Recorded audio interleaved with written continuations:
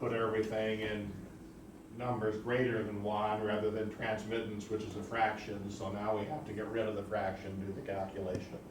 Since we Yes. did absorbance, do you want us to calculate percent transmittance? No, the percent transmittance is irrelevant if you measure absorbance. I would rather you measure transmittance and do this calculation, because the instrument itself measures transmittance. That's what it does. It does not measure absorbance. Okay. You have an electronic calculation of that in the instrument, but you can get more significant figures if you do it mathematically than if you do it electronically.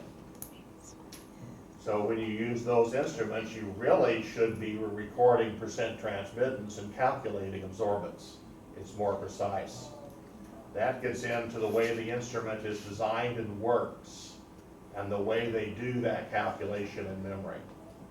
Now, I honestly don't know if that might have a CPU in it and do it digitally, in which case it's probably, this is the sum of CS and CS.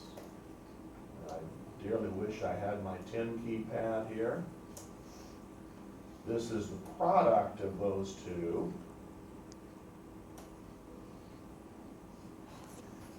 Divided by the absorbance. And it's not going to like that because I'm dividing by 0. But I can still do that. It still works. The x variable for the graph, CF plus CX, is on the left side of the y variable. CF times CF, S divided by A. So if I simply plot that, I should get a straight line. I'm going to put that over here on this page. Further over there.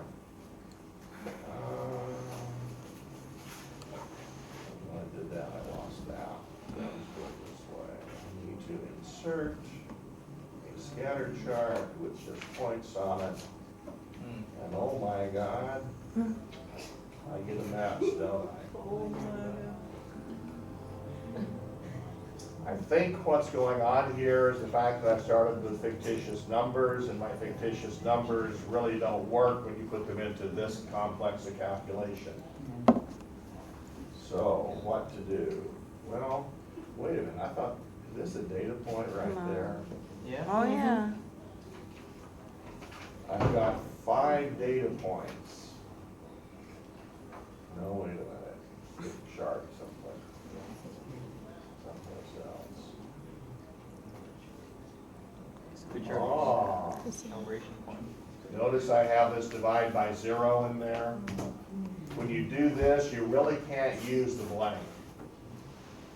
So I really need to change that. And so I'm going to do it this way. Right click on that, select data, edit my data series. I'm going to cut out that top row. I'm going to start in row 7. No, we're not going to name it that. So instead of row 6, I'm going to start in row 7. You just saw me make a mistake. Shouldn't be surprised, I make quite a few of them, just like everybody does.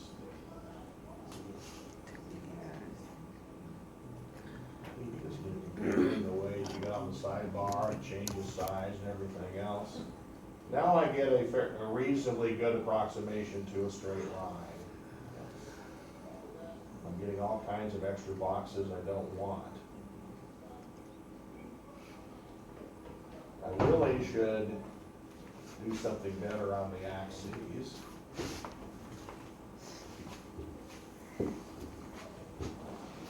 Well, I'm not going to type all that in. I'm going to be lazy about it.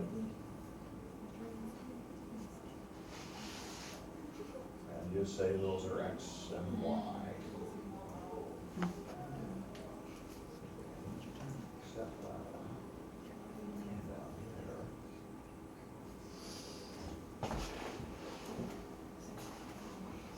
And I want to find a straight line, so I'm going to right click. I'm going to add a trend line, default's linear. I need to scroll down there and tell it to put the equation on the chart. I'm gonna put R squared on there too, so I can see just how bad my line is. Not very good. Notice how many significant figures I have. One. You think I might want a few more? So with that box active, I can right click on it and format the trend line label. And if I go from a general number to scientific notation, the default is 2 decibels, 9.47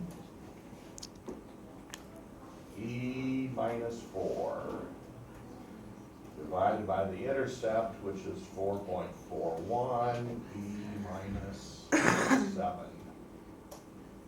That should be plus, right? Should be what? Plus, not minus. Should be positive, but, the slope is positive. And that should be, so there shouldn't have been a negative sign there.